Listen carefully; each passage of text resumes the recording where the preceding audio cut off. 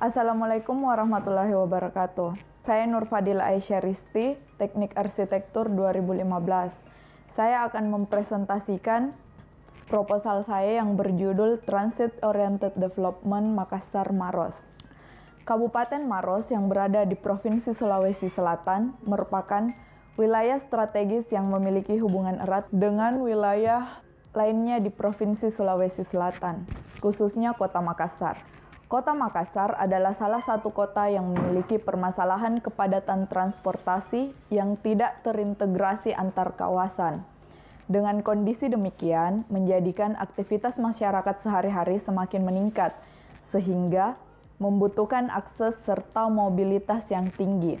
Persoalan transportasi dan ketidakefisienan antara terminal yang ada sekarang ini menimbulkan transportasi dari terminal, bandara, pelabuhan yang tidak teratur dengan maksimal, sehingga menuntut pengelolaan dan manajemen yang terus meningkat dari segi sarana dan prasarana.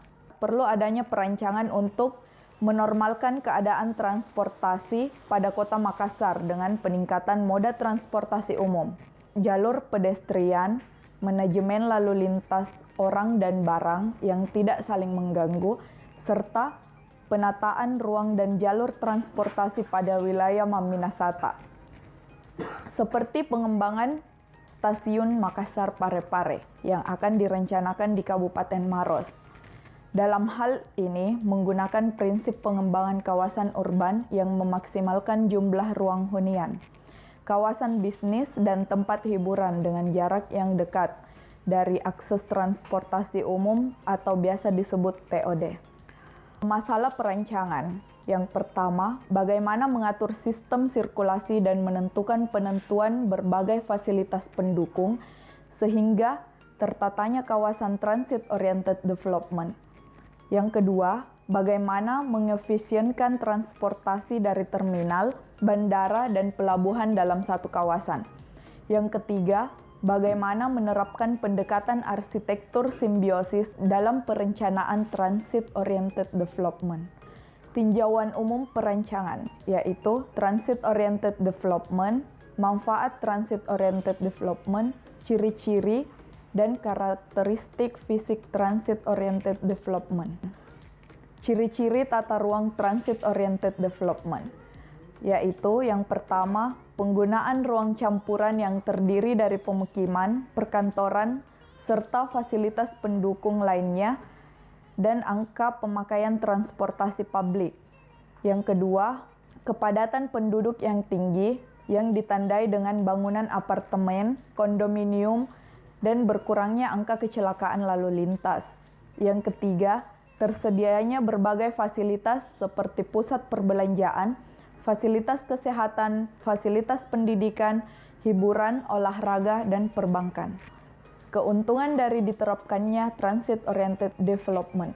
Dari segi perancangan transportasi, yaitu yang pertama, menciptakan pola pembangunan kota untuk pengembangan kawasan secara terintegrasi.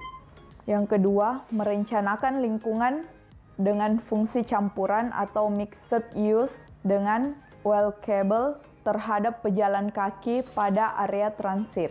Dari segi lingkungan, yang pertama, meningkatkan kualitas udara, menghemat penggunaan energi dan membuat lingkungan yang berkelanjutan. Yang kedua, mengurangi ketergantungan pada kendaraan bermotor pada lingkungan yang didominasi oleh kendaraan bermotor. Tinjauan umum lokasi. Wilayah metropolitan Maminasata atau juga disebut Metropolitan Maminasata meliputi Kota Makassar, Kabupaten Maros, Goa, Takalar yang dibentuk berdasarkan SK Gubernur Provinsi Sulawesi Selatan tahun 2003. Wilayah Maminasata mencakup seluruh kecamatan di Kota Makassar dan Kabupaten Takalar, kecuali 2 dari 14 kecamatan di Maros dan 6 dari kecamatan di Goa. Pengecualian tersebut dilakukan mengingat jarak lokasi kecamatan yang jauh dari wilayah metropolitan.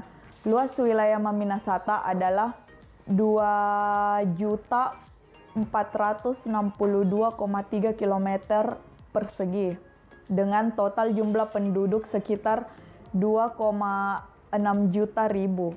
Data tahun 2013.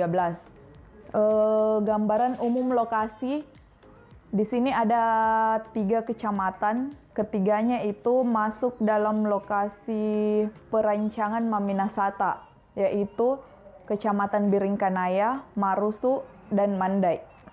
Studi banding, stasiun MRT Buangkok berada di Singapura. Stasiun ini dibuka pada tanggal 15 Januari 2006 dan memiliki struktur bawah tanah.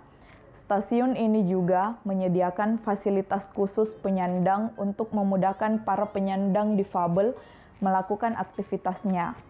Pada stasiun ini terdapat 2 rel kereta api dan antar mode penghubung taksi serta bus. Studi banding yang kedua adalah West Kowloon, Hong Kong. Ini adalah stasiun bawah tanah terbesar yang berada di Hong Kong.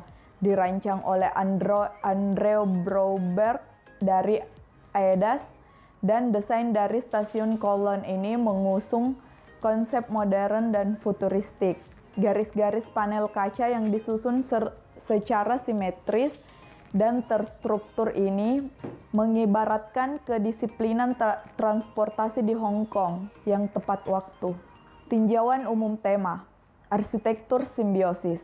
Ciri-ciri arsitektur simbiosis, yaitu dari masa lalu ke masa depan. Maksudnya adalah dalam penggunaan material dalam perancangan Kiso Kurokawa, beliau menggunakan bahan atau material secara bertahap, mulai dari dasar batu alam hingga paling atas aluminium. Yang kedua itu pencampuran 2 budaya, yaitu budaya Jepang dan Eropa. Maksud dari simbiosis ini adalah menggabungkan antara 2 budaya dalam satu bangunan, serta dalam perancangan Kiso Kurokawa, yaitu Fukuoka Saeshida Memochi, yang mendesain jendela dan kisi menggunakan arsitektur Jepang, sedangkan menara dan dinding memiliki konotasi dan tanda-tanda budaya Eropa. Yang ketiga, menyeratakan atau menyeimbangkan antar keseluruhan dan bagian tanpa adanya bagian yang lebih unggul. Studi banding tema, yaitu yang pertama Melbourne City, yaitu pusat perbelanjaan terbesar dan kantor transportasi umum di kota Melbourne, Australia. Yang kedua, The Hiroshima City of Contemporary Art adalah museum seni di kontemporer kota Hiroshima, bertempat di salah satu bangunan terbaik di Hiroshima. Terima kasih. Wassalamualaikum warahmatullahi wabarakatuh.